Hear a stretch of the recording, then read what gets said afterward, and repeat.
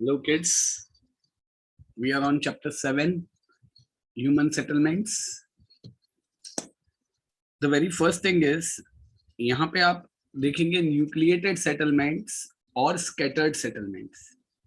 Nucleated settlements यानी क्या, जैसे कि एक सेल होता है, उसमें न्यूक्लियस होता है, न्यूक्लियस सेंटर पे होता है, उसके आसपास ही मेन एक्टिविटी होती है. वैसे ही कहीं एक रिवर हुई तो उसके आसपास ही सारी सिविलाइजेशन और सब लोग, you know, the entire thing surrounds it, तो उसको न्यूक्लिएटेड सेटलमेंट बोलते हैं. और स्कैटर्ड मींस इधर उधर, यहाँ वहां, या डिपेंडिंग ऑन एग्रीकल्चर. इंडिया में हमें वेराइटी ऑफ सेटलमेंट्स दिखती है based on 4 things: climatic factor, availability of water, slope of land and level of development. There are 4 things which determine कि आखिर सेटलमेंट ज्यादा होगी या कम. मैं आपको साथ साथ आंसर्स भी लर्न करने का प्रयास कर रहा हूं. And which are those 4 things? मेरे साथ बोलिए. क्लाइमेटिक फैक्टर्स, बोलिए सब लोग बेटा. Climatic factors, very good. Availability of water, बराबर.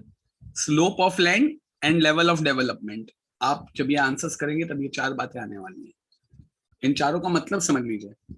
क्लाइमेटिक फैक्टर्स, जैसे कि आज राजस्थान में और अपना हिमालयन रेंजेस में हार्श क्लाइमेटिक कंडीशन है. हर्ष जोशी क्लाइमेटिक कंडीशंस नहीं, हार्श क्लाइमेटिक कंडीशंस. तो इसलिए वहां पर यू नो पॉपुलेशन डिस्पर्स्ड है. तो climatic factors, availability of water, slope of land और लेवल ऑफ डेवलपमेंट. इंडिया में न्यूक्लिएटेड सेटलमेंट्स कहां पे है?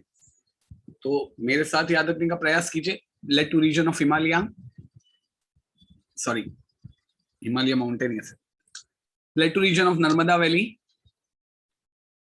प्लेटू region of Narmada valley, plateau region of Narmada valley, बराबर Ishan Nayak. Plateau region of Narmada valley. Paddy lands, daddy नहीं, paddy. Paddy, PADDY. Paddy का मतलब क्या होता है? It's a type of rice. Paddy lands in Bihar और यूपी. बिहार और यूपी हमारा एक साथ आ गया. पैडी लैंड्स इन बिहार और UP, Vindhyan plateau and several other cultivated parts of India. अभी मैं आप में से किसी भी एक को ये 4 बोलने को बोलूंगा. मैं वापस एक बार बोल रहा हूं, ध्यान दीजिए. Nucleated settlement are found throughout plateau region of Narmada valley. Paddy paddy paddy paddy lands in Bihar UP, Vindhyan plateau and several other cultivated parts of India. बराबर. ईशान नायक अनम्यूट हो जाओ और बोल दे बेटा. Yes, sir. Plateau Nucleated settlements are found. settlements are found in, sorry, Plateau region. बोल बेटा, मदद करूंगा ना तेरी दोस्त.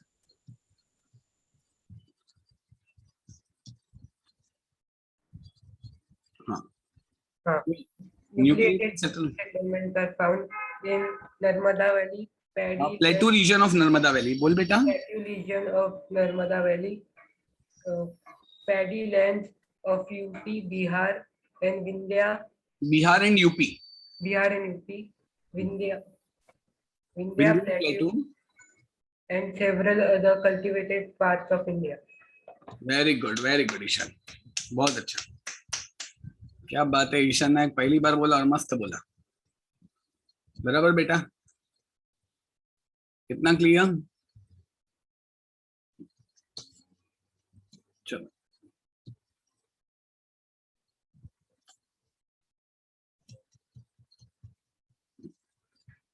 Okay. On the other hand, disperse settlements कहां पे मिलते हैं? डिस्पर्स यानी कि जो एक जगह पे फोकस नहीं होते, अलग अलग जगह. Tribal parts covering central parts of India, जो आदिवासी जिंगालाला हूं, बराबर.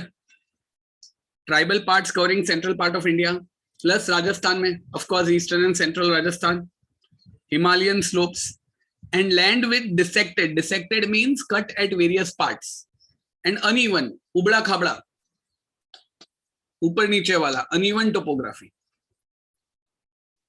तो dispersed settlements are found in tribal parts covering central part of India, eastern and southern Rajasthan, Himalayan slopes, and land with dissected and uneven topography. So dispersed settlements are found in tribal parts covering central part of India, eastern and southern Rajasthan, Himalayan slopes, and land with dissected and uneven topography. ये 4 जगह पर. Clear बेटा? Topography means land feature. ये हमारा पहला part था कि India में किस तरह सब है. बाद में आप देखेंगे कुछ एमिनिटीज हैं, कोई विलेजेस में है, कोई सिटीज में है, उसको टिक कीजिए जल्दी. Dissected means cut at various parts. अभी मैं आपको ये एवी में बताऊंगा, इसलिए आपको और क्लियर हो जाएगा.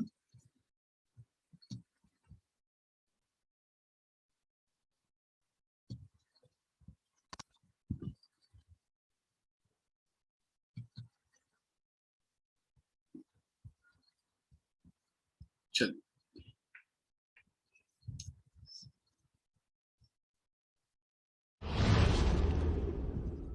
Chapter 7. Human Settlements. Settlement patterns in India.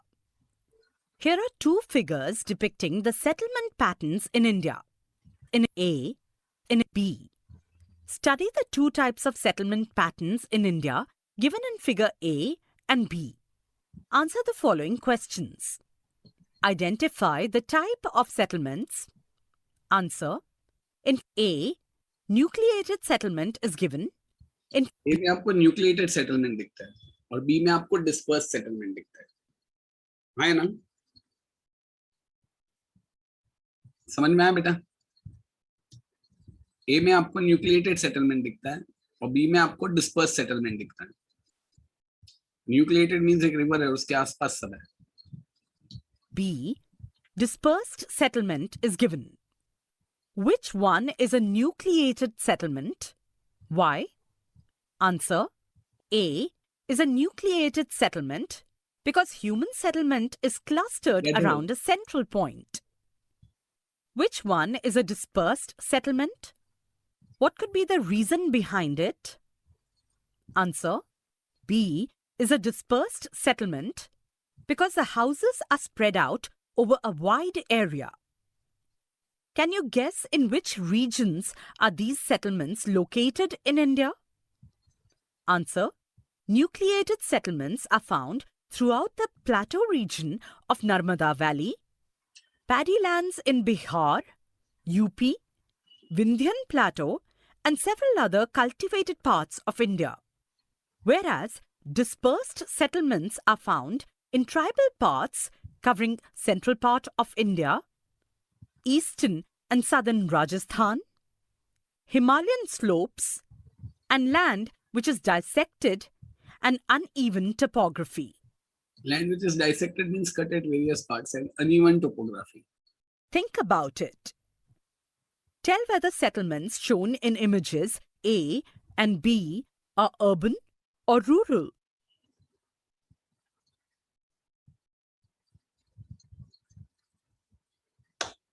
Geographical explanation.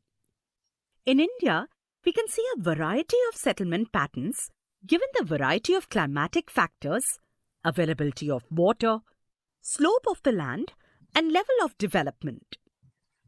Nucleated settlements are found throughout the plateau region of Narmada Valley, paddy lands in Bihar, UP, Vindhyan Plateau, and several other cultivated parts of India. Nucleated settlements means a settlement clustered around a central point.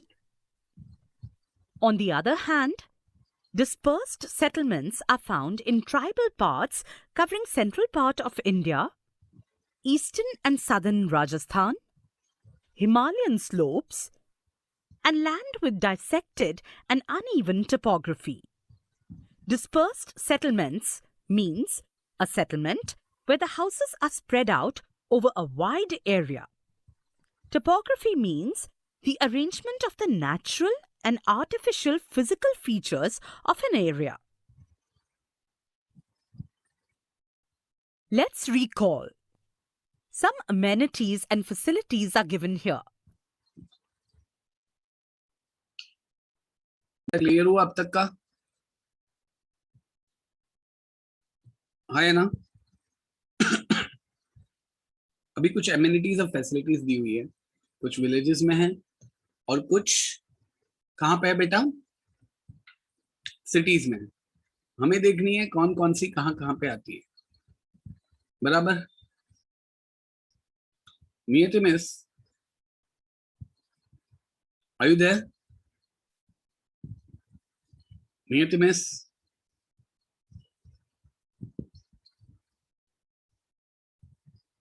नियति miss, हाँ। मैं थोड़ी देर में आपको एक message भेजूंगा, वो message में जो भी लिखा है वो कर डालिएगा। Thank you.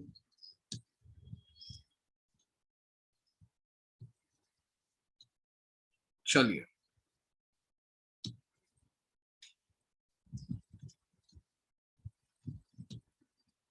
अभी let's see. Tick in the relevant column and complete the table on the basis of their presence in urban and rural areas or both. Petrol pump is available in cities. Theatre available in cities. Weekly market available in both villages and cities. Primary health center available in both villages and cities. Police outpost available in both villages and cities. Art gallery available in cities. Gram Panchayat available in villages. Agricultural Produce Market Committee or APMC available in cities. Primary school available both in villages and cities. Senior school available both in villages and cities. College available in cities. Shop available both in village and cities. Multi-speciality hospital available in cities. Metro station available in cities. Bus station available both in villages and in cities. University available in cities. Settlement patterns in Brazil. Figure A, the lowlands of Amazon River.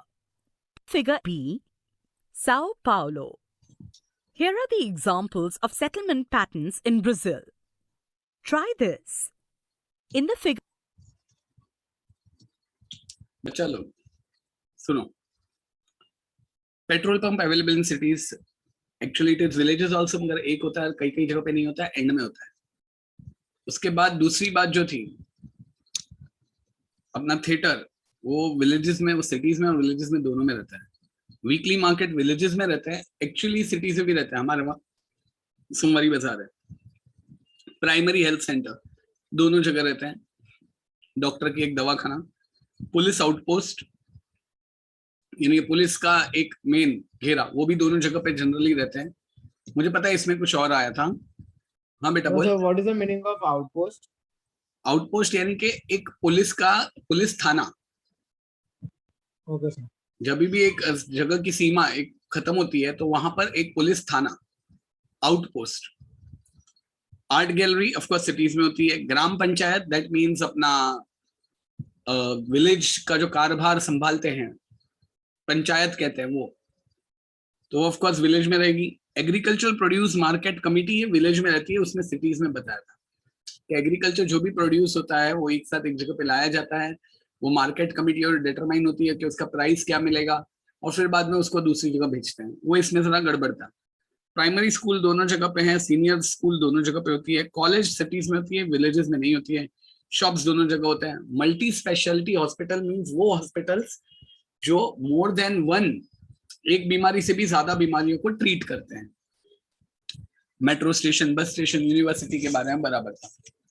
So kids, अब till now आप लोग मेरे साथ जा रहे हो, very good. अभी आगे भी हम लोग है ना सेकंड साथ में ही लर्न करते हैं। जैसे आज ईशान ने मस्त स्टार्टिंग किया, देखते हैं मैं अभी वापस और किसी को भी पूछता हूं, दे शुड नो। बेटा आगे ऊपर दो फिगर बताएं, एक अमेज़न रिवर का, एक साओ पोलो का है, बराबर? Amazon river basin in Brazil और दूसरा belongs to a coastal area. Theatre में आई थिंक सो सिटीज ही टिक करना. अभी ब्राजील में जो आए हुए लोग हैं वो एक्चुअली है कौन? यूरोपियंस ही हैं. खास करके ये लोग कोस्टल एरियाज में आए. अब ये सेटलमेंट्स डेवलप हो गई हैं, डेंसली पॉपुलेटेड है. अभी आखिर मेजर रीजंस ऑफ डेवलपमेंट क्या है? ये एक आंसर भी है कि साओ पोलो जो है वो सबसे ज्यादा डेवलप्ड क्यों है. तो मेरे साथ ही लर्न कर डालो अभी. Although coastal climate is hot and humid, भले कोस्टल क्लाइमेट में वो लोग रहते हैं. आज ब्राजील में देखेगा ना हर्ष, तो सब लोग कोस्टल क्लाइमेट में ही ज्यादा रह रहे हैं. आई मीन कोस्टल एरियाज में ही रह रहे हैं. अंदर की तरफ वो अमेज़न जंगल है ना जहां पे एनाकोंडा और वो सब है, वहां पे ज्यादा लोग नहीं रह रहे. कोस्टल एरियाज में ही सब लोग, maximum people are staying, are preferring to stay in coastal area only. क्यों? Although the coastal climate is hot and humid. बराबर, मेरे साथ रिपीट कीजिए बच्चा लोग. Although coastal climate is hot and humid, flat land is limited due to rugged topography. What do you mean by rugged? Overused, उबड़ा खाबड़ा, ऊपर नीचे, टेढ़ा मेढ़ा, वेवी शेप. तो coastal climate is hot and humid, flat land is limited due to rugged topography. ये दो problems हैं. कौन सी दो प्रॉब्लम्स हैं? Coastal climate is hot and humid, जैसा हमारा मुंबई का है, ऑलवेज हॉट एंड ह्यूमिड. दूसरा, flat land is limited due to rugged topography. मगर फिर भी लोग यहां पे क्यों हैं? क्योंकि बाकी के दो कारण. The region has a good water supply and a large range of natural resources. तो ये पहला पॉइंट हम बोलेंगे. बराबर. ईशान देख, जैसे लास्ट टाइम आपने ट्राई किया ना बेटा, अभी भी लर्न हो जाएगा मेरे साथ कि coastal climate is hot and humid. बराबर. रुद्रबान है, आप भी ट्राई कीजिए बेटा, आपसे भी होगा. Coastal climate is hot and humid, flat land is limited due to rugged topography, but the region has a good water supply and a large number of natural resources, जैसे कि साओ पोलो में है. दूसरी बात, Sao Paulo has an extensive area under rich soil. Rich soil mean soil के अंदर 100-500 रुपए की नोट मिलेगी तो चलो सब जाते हैं, नहीं, बल्कि it which makes it ideal for growing coffee. आपको तो पता है Brazil is known as a coffee pot, best coffee होती है वहां की. तो Sao Paulo has extensive area under rich soil which makes it ideal for growing coffee. चौथी बात, it has also large supply of natural minerals close by. बहुत सारे mineral resource भी है वहां पे, जैसे कि iron ore. Iron ore means आयन यानी के सर स्त्री कहलाना नहीं, लोखंड, लोखंड जिसका एक्सट्रैक्शन में तुम लोग को भी सर मेटलर्जी करवाएंगे ना, बाद में तुरंत बोलना, बाद में नेक्स्ट मुझे वही चैप्टर करवाना है. एल्यूमिनियम एक्सट्रैक्शन करवाना है तुम लोग को, Fe2O3. तो iron ore, plus it also has a steady energy supply. What do you mean by steady energy supply? Electricity. Electricity की सप्लाई कांस्टेंट है. ऐसा नहीं बत्ती गुल मीटर चालू, शाहिद कपूर वाला पिक्चर, वैसा नहीं. इलेक्ट्रिसिटी का सप्लाई है, पावर कट नहीं है. सर व्हाट इज दिस ओर? हमने तो एक सॉन्ग भी सुना है, तेरी ओर और इस संबंध सूचक अव्यय. बेटा ये वो ओर नहीं है, ORE ओर. एक मेटल जो होता है ना, वो कभी भी आपको फ्री स्टेट में नहीं मिलेगा. You will get it along with its impurities. So that metal along with its impurities, it's ore. It's not that your song वाला तेरी ओर और संबंध सूचक अव्यय, वो ओर नहीं है, ये ORE ओर है. जैसे एल्यूमिनियम के ओर का नाम है बॉक्साइट, याद रखना, Al2O3.H2O, बॉक्साइट ओर है. ओर यानी कि एल्यूमिनियम along with impurities. समझ में आया बेटा? आया ना?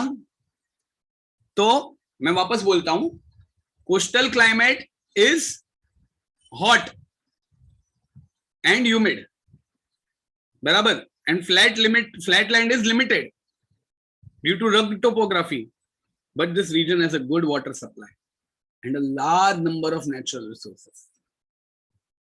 Example Sao Paulo. दूसरी बात, मेरे साथ ही लर्न करते जाओ बेटा, तो आंसर क्या फटाफट हो जाएंगे आपके. Sao Paulo has an extensive area under rich soil, which makes it ideal for growing coffee. तीसरी बात, large supply of natural resources, natural minerals, such as iron ore, and also steady energy supply. चौथी और सबसे important बात, south eastern area is a good transport system too, इसलिए Sao Paulo area is a nucleated settlement. समझ में आया? और Brazil में देखो ना, पूरी पॉपुलेशन कोस्टल एरिया पे, ऊपर नॉर्थ और सेंट्रल में कम है. क्यों? क्योंकि वहां पे वो अमेज़न का जंगल है, वो एनाकोंडा वाला, बराबर ना, तो इसलिए वहां पे कम है. तो rural area such as north east island, जो नॉर्थ ईस्ट हाईलैंड है, they suffer from extreme drought condition, तो वहां पे एग्रीकल्चर तो हो ही नहीं सकता, इससे settlements are sparse there. Brazil के सेंट्रल पार्ट की तरफ हम जाते हैं ना, तो पॉपुलेशन कम हो जाती है. उसके 4 कारण है.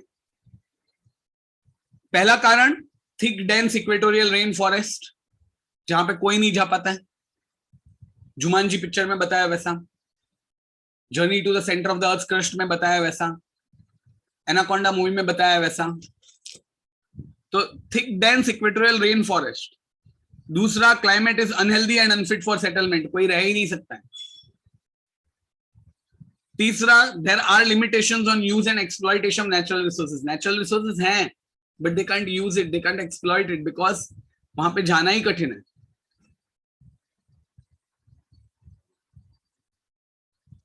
बेटा बिजनेस है, वो सब है, लेकिन बच्चा वहां पे है ना, जाना ही कठिन है, एक्सेसिबल ही नहीं है. और पर डे, एवरी डे बरसात आती है वहां पे.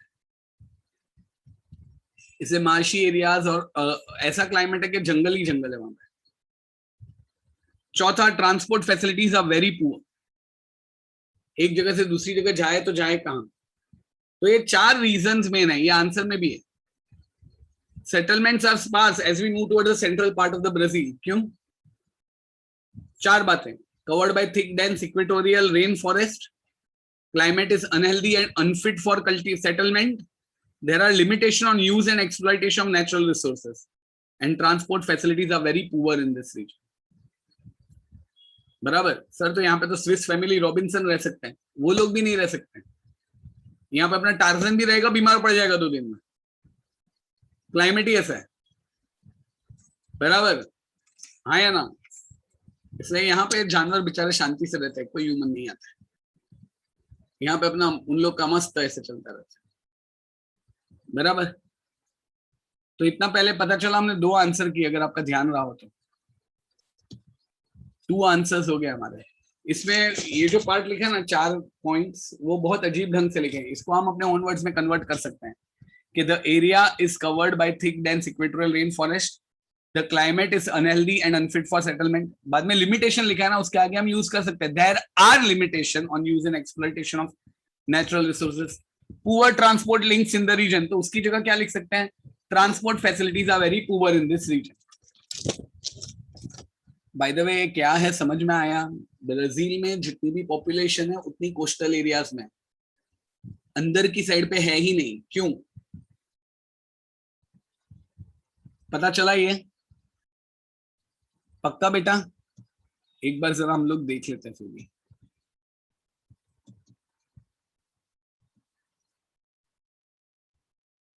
Figure A and B, you can see images of 2 settlements in Brazil.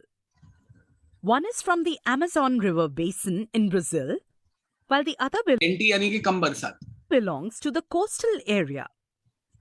Observe the settlement patterns carefully and name the types of settlement patterns. Write a comment on their density and types. Answer. In Amazon River basin, we can see the dispersed settlement, And Sao Paulo, whereas in Sao Paulo, we can see the nucleated settlement. The population density is higher in Sao Paulo due to good water supply and large range of natural resources, whereas it is lower in the Amazon River basin due to unfavorable climate, heavy rainfall, and dense forest. Geographical explanation. The earlier settlements in Brazil were formed by the settlers from Europe, mainly in the coastal areas.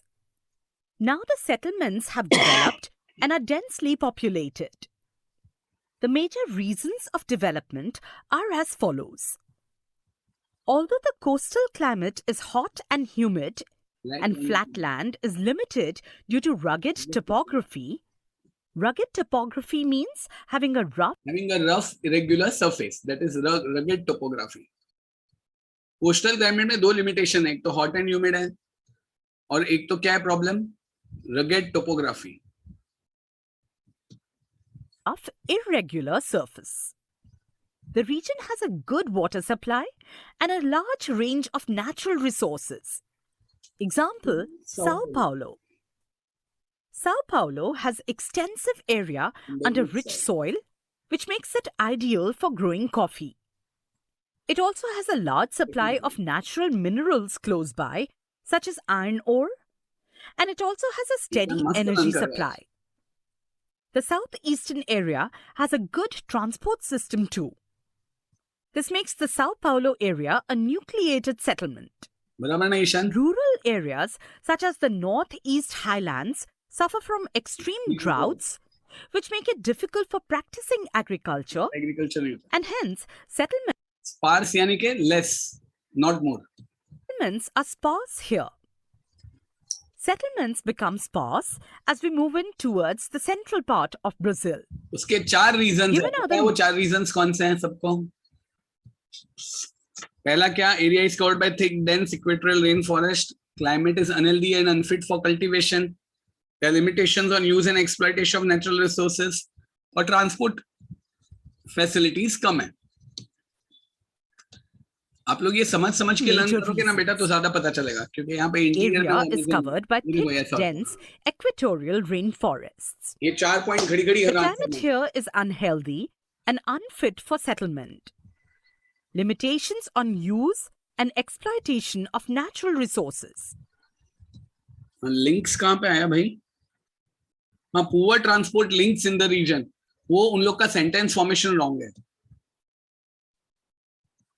Poor transport links in the region. वो sentence formation wrong है. इसका मतलब ये है कि भाई transport facilities are very poor in this region. वो जरा टेक्स्ट बुक में गड़बड़ है. Urbanization in India. हमारा ह्यूमन सेटलमेंट का पार्ट खत्म हुआ. Very good. आप लोग खास करके कई लोग साथ साथ बोल रहे थे 4 पॉइंट्स के. Very very good, excellent participation. अभी आगे भी उतना ही करो. अभी मैं तुम लोग को एक बोर्ड का इंपॉर्टेंस दे रहा हूं. बोर्ड में और आपकी प्रीलिम्स में ये आने वाला है. ये जो पेज 48 पर ये जो आप ग्राफ देख रहे हो, ये ग्राफ आने वाला है. बोर्ड के लिए इंपॉर्टेंट, आपके प्रीलिम्स के लिए इंपॉर्टेंट. आपके सेमेस्टर में ये चैप्टर आपको नहीं है, सिर्फ शायद एसआरवी को एट द मोस्ट हो, तो हो, जोसेफ को है तो आएगा ये. This is important.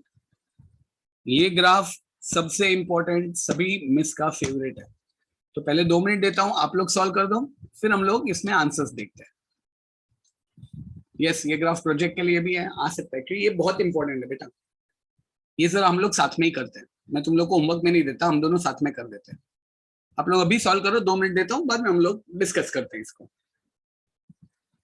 कर डाला सुबह ही, तो चलो आगे बढ़ते हैं बेटा. ये ग्राफ पहले कैसे रीड करना वो मैं बताता हूं. इसमें level of urbanization is measured in terms of percentage. बराबर बेटा? तो अगर आप लेफ्ट हैंड साइड पे देखो 0, 5, 10, 15, 20, ये परसेंटेजेस है. 1961 में इंडिया में अर्बनाइजेशन 18% था. 1971 में 18.2 हुआ. 1981 में 23.3 हुआ. सबसे ज्यादा 2011 में था. मगर इंक्रीज सबसे ज्यादा, अगर पूछे कि इंक्रीज कौन से ईयर में ज्यादा हुई है, तो आपको माइनस करना पड़ेगा पास्ट में से और देखना पड़ेगा. चलिए जरा एक एक आंसर देखते हैं, और किसी को कोई भी डाउट हो तो पूछ सकता है बीच बीच में. चलिए आगे बढ़ते हैं. The level of urbanization is measured in terms of percentage of urban population. How it is measured? In terms of percentage of urban population to the total population. बराबर कि आज टोटल पॉपुलेशन के मुकाबले अर्बन पॉपुलेशन कितनी है. हमको यार sir 100, हम लोग अर्बन में रहते हैं, मेरे आजू बाजू सब लोग हैं. बेटा हम लोग बहुत इत्तू से हैं इंडिया में. इंडिया मेजॉरिटी गांव में वो उत्तू से है 72%. to total population. Can you tell? Read the graph in figure and answer the following questions. Yes. India, trend of urbanization, 1961 to 2011. What was the percentage of urbanization in 1961? Answer. 1961 में था 18.0%. तो पूरा इस तरह लिखने का. The level of urbanization in 1961 is 18.0%. The level of urbanization in 1961 is 18%. In which decade was urbanization the highest? अब Answer. in which decade was urbanization highest? तो ये 2001 to 2011 क्योंकि highest 31.2 है. अभी पूछे कि भाई in which year the growth of urbanization highest, the growth ये word आ जाए तो हमें 31.2 minus 27.8 करने का जो नंबर है, 27.8 minus 25.7 करने का जो नंबर है, this minus this करने का जो नंबर है, this minus this करने का जो नंबर है, this minus this करने का जो नंबर है, और जो नंबर हाईएस्ट हो उस डिकेड में ज्यादा हो. यहाँ पे पूछा है in which decade was urbanisation the highest, यानी कि सबसे ज्यादा अर्बनाइजेशन कौन से डिकेड में था. तो ऑफ कोर्स यही डिकेड में होगा ना, क्योंकि हाईएस्ट 31.2 है. In the decade 2001 to 2011. अगर बोले ये 1971 to 1981 कब आएगा, अगर बोले the growth of urbanisation,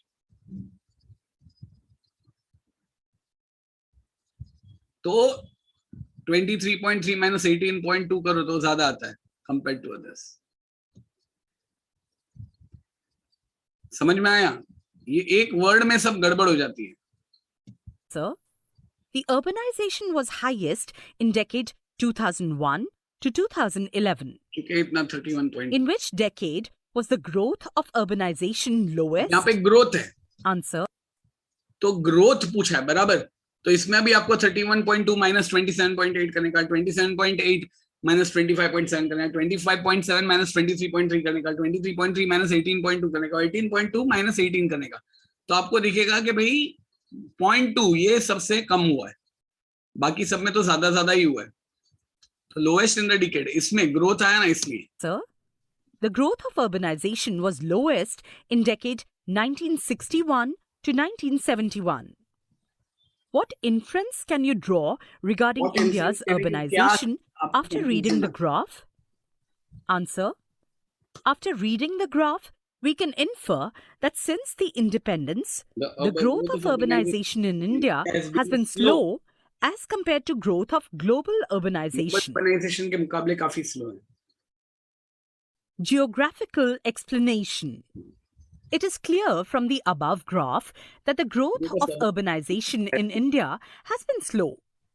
The level of urbanization in India in 2011 was 31.16%, which is quite low in comparison to developed countries.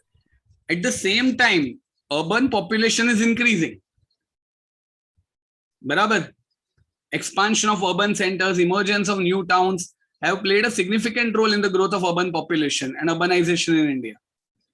आज पूरे इंडिया में सदर्न पार्ट, हमारे साउथ में अर्बनाइजेशन ज्यादा हुई है as compare to the northern part. बहुत ही important FIB, Goa is the most urbanised state. बहुत ही important, with 62% people living in urban areas.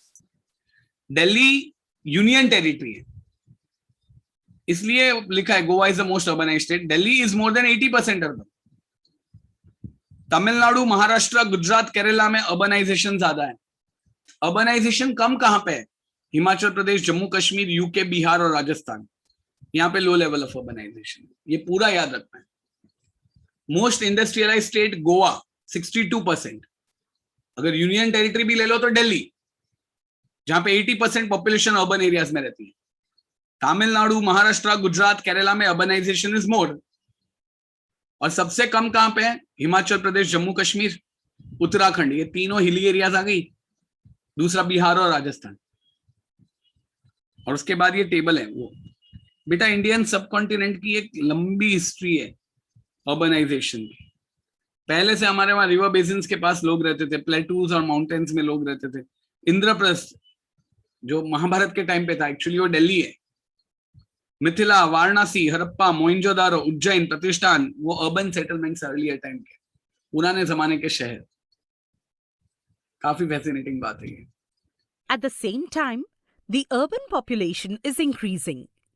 Expansion of the urban centers and emergences of new towns have played a significant role in the growth of urban population ये and urbanization in the country. Urbanization has been more in the southern part than in the याद रखना, southern part में urbanisation ज्यादा है as compare to northern part. Very, ये lines important, पूरा objective वाला ही है ये पार्ट, और मोस्ट इंपॉर्टेंट पार्ट है. northern part in India. Goa is the most urbanized state ये याद रहेगा ना, इंपॉर्टेंट FIB है. with 62% population living in urban areas. Delhi is more than 80% urban. ये याद रखना.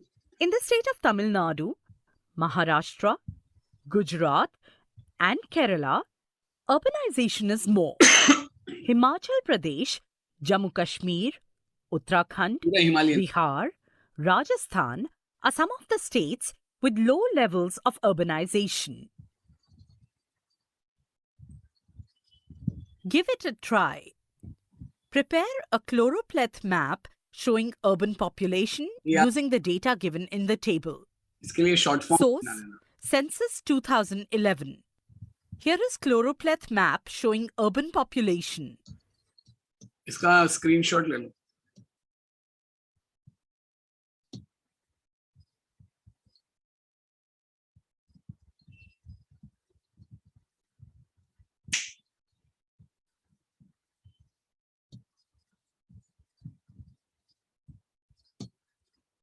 Here is table showing urban population in percentage category and states or union territories falling in the category. 1. 0 to 20%. 0 to 20 यानी कि less, least urban. तो कौन सी होगी? एक तो हिमाचल प्रदेश क्योंकि हिल स्टेशन और वो सब है, और गोवा, बिहार, आसाम, ओडिशा, या तो ओबा या तो होबा, याद रख सकते हो, होबा होबा होबा. Himachal Pradesh, Odisha, Assam, Bihar. Stage. Himachal Pradesh, Bihar, Assam, Odisha. 21 to 40%. इसको आप 3 प्रदेश ले लो, उत्तर प्रदेश, अरुणाचल प्रदेश और एक प्रदेश है शायद आंध्र प्रदेश, यूपी, एपी. ये 3 प्रदेश हो गए. बाद में मेघालय, सिक्किम, नागालैंड, मणिपुर, मिजोरम नहीं है. नागालैंड, मणिपुर, मिजोरम, त्रिपुरा है. त्रिपुरा है ना? हाँ, नागालैंड, मणिपुर, मिजोरम नहीं, त्रिपुरा, मेघालय, सिक्किम है. उसके बाद अंडमान निकोबार आइलैंड है, पंजाब, हरियाणा, छत्तीसगढ़, झारखंड. इस तरह से आप पूरा उसको कर सकते हो. Meghalaya, Uttar Pradesh, Arunachal Pradesh, Jammu Kashmir, Chhattisgarh, Jharkhand, Rajasthan, Sikkim, Tripura, Jammu and Kashmir, Nagaland, Manipur, Uttarakhand, West Bengal, Andhra Pradesh, Haryana, Andaman and Nicobar Islands, Punjab, Karnataka. Karnataka. ये मैप में देखोगे ना, 41 to 60%. Gujarat, Gujarat, Maharashtra, Maharashtra, Dadra and Nagar Haveli, Tamil Nadu, वो पूरे एक line. Kerala, Dadra Nagar Haveli, Tamil Nadu, Mizoram. बाकी दोस्त ऊपर आ गए. 21 61 to 80%. Goa, Goa, Puducherry, Daman, Pondicherry, सारे island. Daman and Diu, Lakshadweep. 81 to 100%. Chandigarh, NCT of Delhi. NCT Option NCR of Delhi. Do you know the Indian subcontinent has a long history since ancient times? Since ages, the population of this country is living in river basins, on plateaus and mountains. Indraprastha, that is Delhi, Mithila, Varanasi, Harappa, Mohenjo-daro, Ujjain, Pratishthan, that is Paithan, were the urban settlements of earlier times. This shows that India has a great tradition of urbanization. Urbanization in Brazil. Try this. NCT का मतलब बेटा national capital territory है of Delhi, बराबर।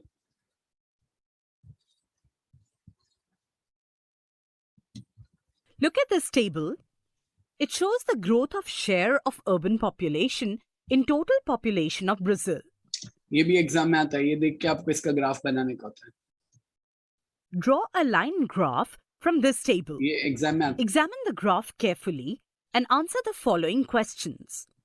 Brazil, percentage of urban population from 1960 to 2010. In 1960, 47.1%, 1970, 56.8%, 1980, 66%, 1990, 74.6%, 2000, sir ये तो हमारे 9 से 10 तक के परसेंट है।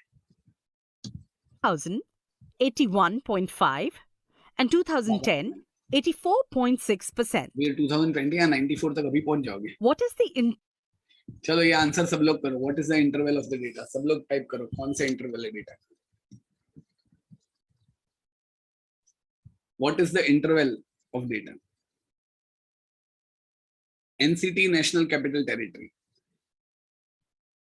इद्रिस, सयाम, साहिल। इंटरवल यानी कि दो गैप कितना है? नित्य एक इंटरवल कितना है? नहीं ध्रुवेल, पहला 1960 है, दूसरा 1970 है, तो इंटरवल कितना हुआ भाई? ये 1960 है, ये 1970 है, तो इंटरवल कितना हुआ दोस्त? सोच भाई, 10 साल हुआ ना? interval of the data? Answer. The interval of the data is 10 years. कौन से In साल which में? period did urbanization occur rapidly? तो इसमें भी वो कैंसिल कर देखना पड़ेगा, माइनस करके। Answer. Urbanization occurred rapidly in the decade 1960 to 1970. बाकी सबसे कम। Write 5 sentences analyzing the graph. Answer.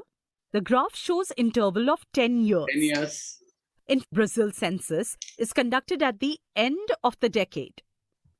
In 1960, the percentage of urbanization is lowest. In 2010 it is The urbanization was lowest in decade 1960 to 1970. It is clear from the above graph that the growth of urbanization in Brazil has been fast. Geographical explanation. Brazil is one of the few developing countries which is highly urbanized. Brazil's substantial बेटा Brazil एक ऐसी country है जो बहुत ही urbanised है। In fact वहां के तो गांव को देखो तो भी अपना शहर लगेगा, बराबर। ब्राजील का जो अर्बन ग्रोथ प्रोसेस वो यूनिक है, और मेन आज उनकी जो इकोनॉमिक ग्रोथ हुई है वो उसके कारण ही हुई है। आज 86% of Brazil population lives in cities, urban area. अभी अर्बन का डेफिनेशन वहां पे इतना क्लियर नहीं है, वहां के तो गांव जाके देखोगे आपको यहाँ का शहर दिखेगा। ब्राजील में रैपिड इंडस्ट्रियलाइज अर्बनाइजेशन अगर देखो तो साउथ और साउथ ईस्ट में हुआ है, with Sao Paulo emerging as a major metropolitan industrial area. क्यों? वो हम लोग आगे देख चुके हैं कि साओ पोलो में क्यों हुआ। बेटा कहने के लिए डेवलपिंग कंट्री, मगर इंडिया के मुकाबले तो डेवलप नहीं दिखेगा। आज आज वहां की गवर्नमेंट मेन क्या सोच रही है? ब्राजील का सब हो रहा है बराबर, मगर पूरा ईस्ट कोस्टल एरिया में हो रहा है। इसलिए now government is promoting go west policy. जैसे हमारे मुंबई में सब लोग अभी गो थाना पॉलिसी पे कि भाई वहां पे अभी बढ़ाओ, वहां पे पूरा करो। पहले सब लोग मुंबई की तरफ रहते थे, फिर अपने सबब्स बढ़ गए। पहले कांदिवली, मलाड, बोरिवली कोई आता नहीं था, अभी हब बन चुका है। और उसमें महावीर नगर में तो पूरा लोखंडवाला आ गया, पूरा हीरानंदानी आ गया वैसा लगता है। सब चीजें हैं वहां पे। इनफैक्ट हीरानंदानी वाले ने वहां पे अपना फ्लैट, अपना पूरा एक कॉम्प्लेक्स भी बना दिया। और अभी वहां से और पीछे पुश कर रहे हैं कि विरार, भायंदर और वो सब साइड पे जाओ पॉपुलेशन के। वैसे ही डेवलपिंग, वैसे ही यहाँ पे गो वेस्ट पॉलिसी चल रही है। कौन सी? गो वेस्ट पॉलिसी ब्राजील में, ताकि ये जो कॉन्सेंट्रेशन ऑफ पॉपुलेशन है वो कंट्रोल हो सके। समझ में आ रहा है बेटा? हाँ है ना? इतना ही नहीं, अगर हम अर्बनाइजेशन के बारे में अगर मैप देखें तो जो कोस्टल स्टेट्स है वहां पे ज्यादा अर्बनाइजेशन हुआ है, इंटीरियर में तो वहां पे भी जिंगल हुआ है। Sao Paulo, Goias, Minas Gerais have more urban population than states in the north. Amazon basin में पॉपुलेशन बहुत कम है और ब्राजीलियन हाईलैंड में अर्बनाइजेशन बहुत कम है। यहाँ पे मानोस एक पोर्ट है which is on the Confluence of the Negro and Amazon, वहां पे अर्बनाइजेशन ज्यादा हुआ है। एक फिल इन द ब्लैंक्स आता है, dash is the port on the Confluence of Negro and Amazon, तो वो है मानोस। याद रखना, which is the port on the Confluence of Negro and Amazon? Manos. वहां पे अर्बनाइजेशन काफी हुआ है। Chapter is almost over here. अब तक तो बहुत सुपर पार्टिसिपेशन है तुम लोग का, बस और ध्यान दो and the chapter is done. Very good बेटा। Urban growth process is unique and one of the underlying factors contributing to its present-day rapid economic growth. Today, about 86% of Brazil population lives in an urban area. Now, the definition of urban is not very clear in Brazil. In Brazil, rapid urbanization happened mainly in the south and southeast, with Sao Paulo emerging as a major metropolitan and industrial area. Looking at this growth in few parts of the country, the government is promoting Go West policy, which will reduce pressure on few areas where population is concentrated and will reduce regional imbalance in the country. A. Study the choropleth map of Brazil showing the state-wise urban population of Brazil and answer the following questions. Choropleth map is a thematic map in which areas are marked denoting the distribution of some property such as population density. Which state or region in Brazil is the most urbanized? कौन सा सबसे ज्यादा urbanized Answer. है? The most Sao Paulo. urbanized state in Brazil is Sao Paulo. Which state or region is the least urbanized? Of course, it's very Answer. As per graph, Para, we have three PAE states and Maranhão. which are least urbanized. ये 1. Para. 2. least Piauí. 3. Maranhão.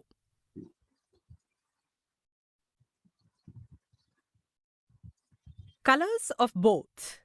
Compare the line graph shown in figure here and the one drawn by you for notes में से कर सकते हो। give it a try. ये वाला भी। Observe the two satellite images given below.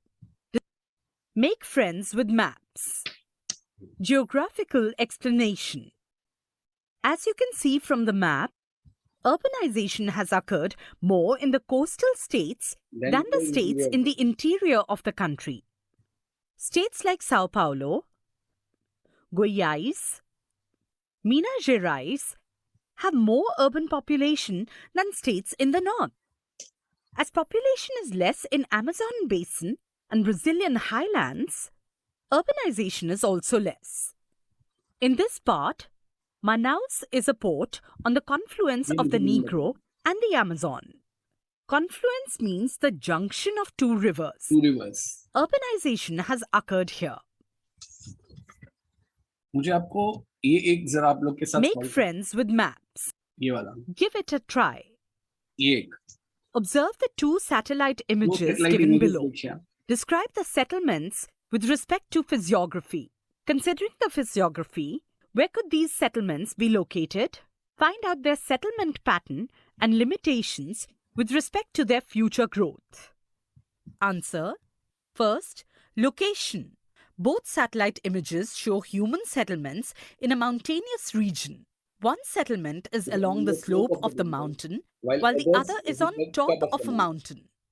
Both are Second, dispersed type of pattern. settlements. Both are dispersed type of settlements. Third, future growth. Further growth for human यहाँ पे difficult लग रहा settlements है। seems difficult while considering the first image. This is mainly because because of the forested land along the mountain slope.